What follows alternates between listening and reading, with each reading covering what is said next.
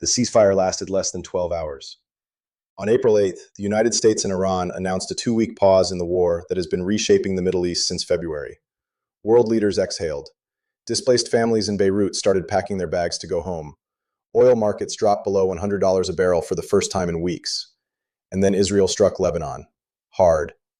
Within hours of the ceasefire announcement, the Israeli military launched what it described as its largest coordinated assault on Lebanon since the war began.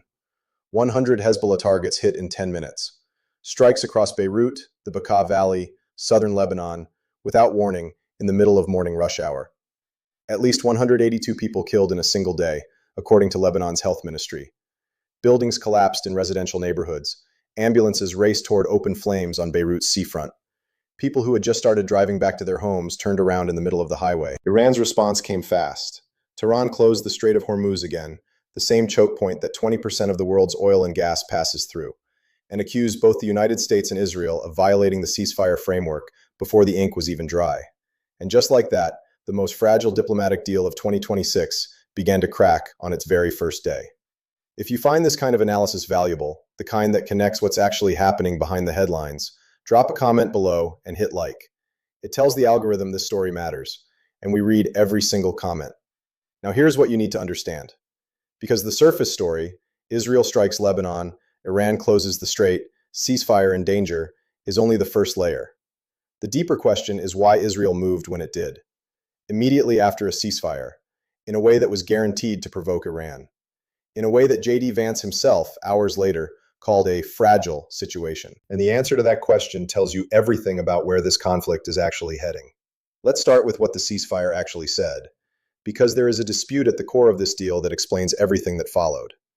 Pakistan brokered the agreement between Washington and Tehran. Pakistani Prime Minister Shehbaz Sharif announced publicly that the deal covered all fronts, including Lebanon, including Hezbollah. Israel rejected that immediately. Netanyahu's office said Lebanon was not part of the deal. Defense Minister Israel Katz was direct. Israel insisted on separating the war with Iran from the fighting in Lebanon. And Netanyahu went further, saying the ceasefire was not the end of the campaign, just a stop on the way. Trump, asked about it directly, called the Lebanon situation a separate skirmish and said it would get taken care of too. So you have Pakistan saying one thing, Israel saying the opposite, the US, threading a needle between both, and Iran watching its key regional ally get bombed on the first day of a deal Tehran agreed to. That is not a miscommunication. That is a structural contradiction at the heart of this ceasefire. And structural contradictions in the middle of active wars do not resolve quietly. Iran's parliament speaker Mohammad Bagher Ghalibaf said the strikes were a violation of the negotiating framework Trump himself had agreed to. Iran's IRGC issued a direct warning. If Israel does not stop the assault on Lebanon, Iran will respond. Iranian state media reported Tehran was considering pulling out of the deal entirely. The Arab League chief said Israel was persistently seeking to sabotage the agreement. France said the ceasefire must include Lebanon. Lebanon declared a national day of mourning.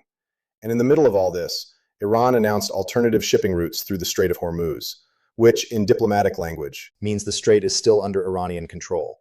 The war for that waterway is not over, and Tehran is not done using it as leverage. What this suggests is that we are not watching a ceasefire hold or fail.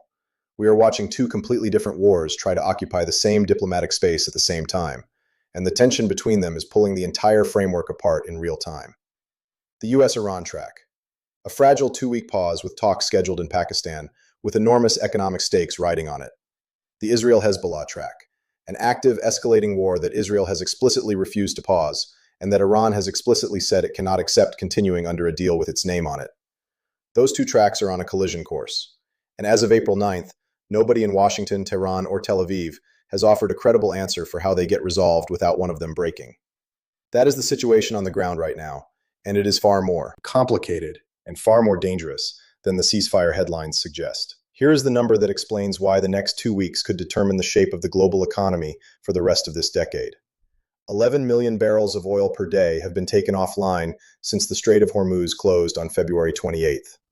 Not reduced, not rerouted, taken offline. That is according to energy analytics firm Kepler, which tracks global crude flows in real time.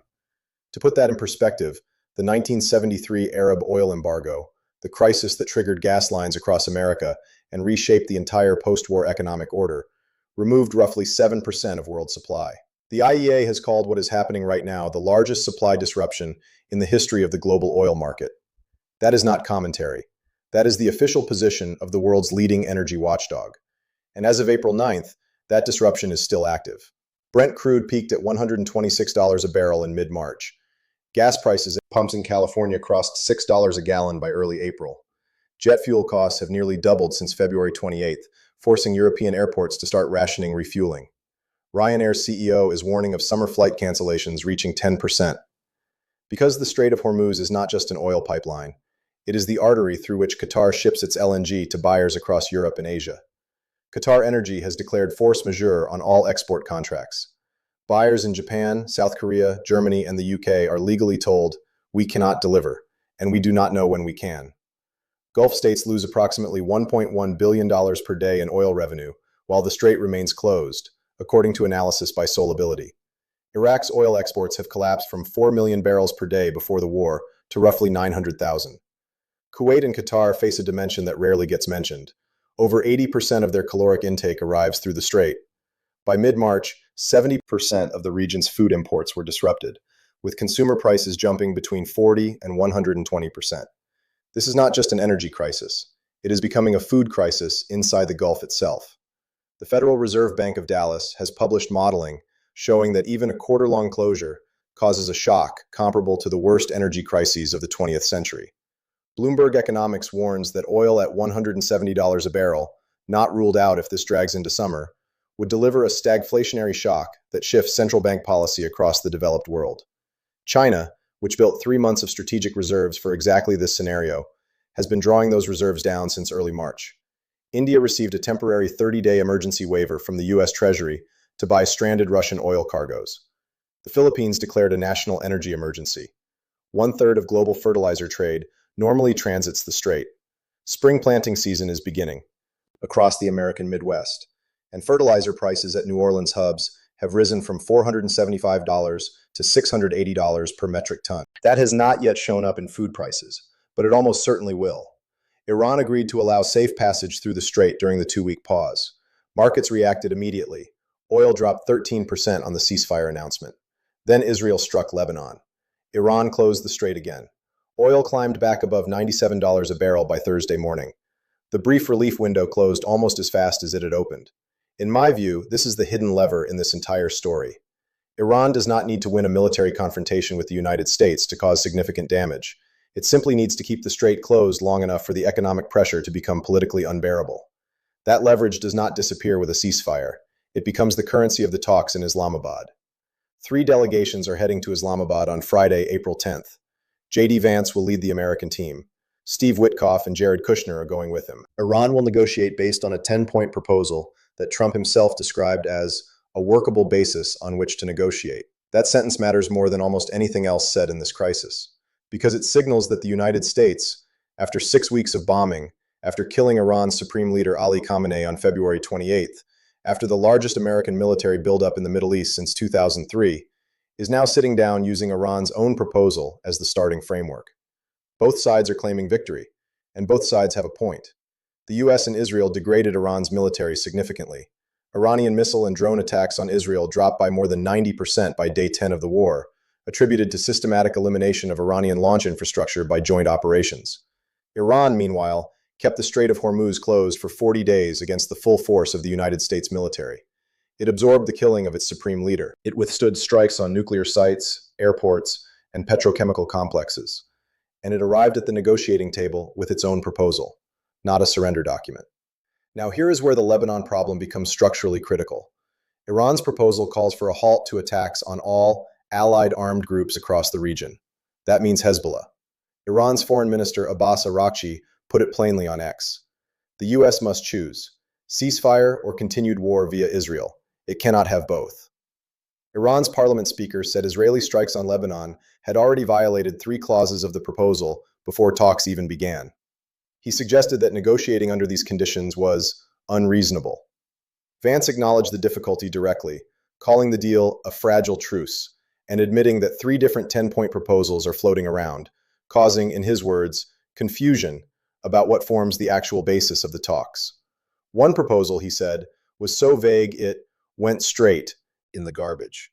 What Iran publicly released includes Iranian control over the Strait of Hormuz, the right to uranium enrichment, the withdrawal of all U.S. combat forces from the region, and full financial compensation for war damages. The White House has called uranium enrichment a red line. Iran's published proposal explicitly includes enrichment as a right. Those two positions are not currently compatible. And then there is the Hormuz governance question, which may be the most consequential long-term issue not getting enough attention yet. According to a regional official who spoke to PBS on condition of anonymity, the framework may formalize a system where Iran and Oman charge fees to ships transiting the strait. Iran would use the revenue for reconstruction. If that becomes permanent, it overturns decades of precedent treating Hormuz as a free international waterway. The Gulf Arab states, which also need to rebuild after repeated Iranian strikes on their oil infrastructure, are watching Islamabad with deep suspicion. The UAE has publicly demanded clarification on how the deal ensures Iran fully reopens the strait and ceases hostilities. Israel's chief of staff has already said publicly that the IDF will utilize every operational opportunity to strike Hezbollah. That is not the language of restraint alongside a fragile diplomatic process. In my view, the most important question in Islamabad is not what Iran will agree to. It is whether the United States can actually deliver Israeli compliance with whatever framework emerges. Because without that, any deal reached in Pakistan becomes fragile the moment Israeli jets take off over Beirut again. Here is what we actually know, as of April 9, 2026. A 2-week ceasefire between the United States and Iran is technically in effect. It is also, by the Vice President's own description, fragile. The strait is supposed to be open, but Iran has already closed it once since the ceasefire was announced, and reopened it under U.S. pressure. Israel is striking Lebanon with what it calls its largest coordinated assault since the war began. Iran says those strikes violate the framework. The U.S. says they do not. Pakistan, which brokered the deal, says they do. Peace talks begin Friday in Islamabad. The gaps are real and documented. The economic clock is running. And nobody has offered a clear answer to the central contradiction. You cannot have a U.S.-Iran ceasefire and an active Israeli campaign against Iran's primary regional ally at the same time, without eventually having to choose between them. There are 3 realistic trajectories from here. The first is a genuine breakthrough in Islamabad, a framework that bridges the enrichment question, addresses Lebanon, and creates a durable mechanism for Hormuz governance. That would bring oil back below $90 quickly. It would also require Israel to accept constraints on its Lebanon campaign that Netanyahu has publicly refused. That is a very high bar. The second is managed stalemate. Talks continue, the ceasefire holds imperfectly, the strait stays partially open, oil stays elevated but not at crisis levels, and both sides buy time. This is probably the most likely near-term outcome. It is not a resolution. It is a pause with compounding costs. The third is collapse. A strike in Lebanon, a failed negotiation that one side walks away from publicly, another closure of the strait. In that scenario, the economic modeling from Bloomberg and the Dallas Fed becomes immediately relevant. Oil at $170 is not theoretical at that point. In my view, the most underappreciated element of this entire situation is how much Iran has already achieved simply by forcing these talks to happen at all. Tehran came into this ceasefire with its own 10-point proposal on the table, a 2-week timeline it controls, and leverage over the world's most important energy choke point still intact. It did not win a military confrontation with the United States, but it did not need to. It needed to survive long enough to make the economic cost of continued war politically unsustainable for everyone else, and that is exactly what happened. The killing of Khamenei did not end the Islamic Republic. The closure of Hormuz did not break under American military pressure, and a country under direct attack by the most powerful military in the world is now sitting across the table with its own proposal, described by the US president as a workable basis for peace. That is not the outcome advertised when Operation Epic Fury began on February 28th. And whatever happens next, whether Islamabad produces something real, whether the ceasefire holds, whether Lebanon pulls the entire framework apart, that gap between the advertised outcome and the actual one is the story that defines what comes next. The Strait of Hormuz is supposed to be open right now. Watch whether it stays that way. That single data point will tell you more about where this is heading than anything said in any press conference this week. We will keep covering every layer of this story as the Islamabad talks begin on Friday.